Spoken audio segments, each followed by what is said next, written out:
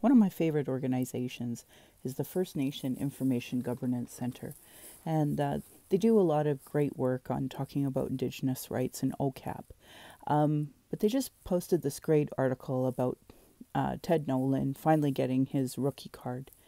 And, he said it's like getting a happy 18th birthday 40 years later.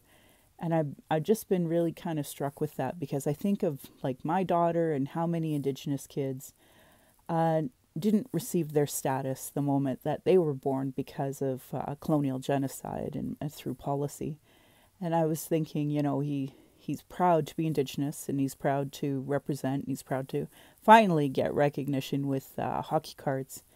And, and that's good. That's great. I'm happy for him. But I was just trying to kind of really reflecting on the point how many Indigenous people are denied identity in so many different aspects of Canada, and how Canadians are A-okay with that, right? Like, we're just going to take bus shelter doors off and allow Indigenous residential school survivors to have amputations, right? Like, in Canada, human rights abuses and atrocities happen all the time. We get arrested, raped by, search and misused, spoken down to hospitals, by doctors, by pharmacists, everybody. There's no one immune in Canada. They know they can treat us poorly because Canada has always allowed it.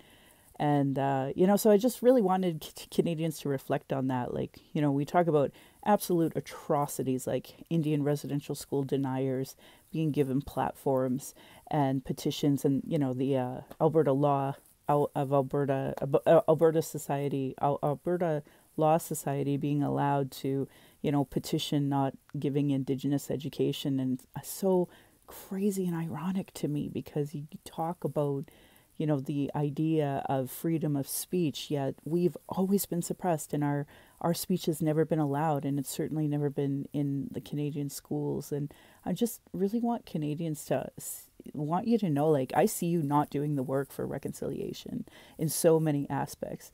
But the biggest one is just that understanding of policy and how it drives every aspect.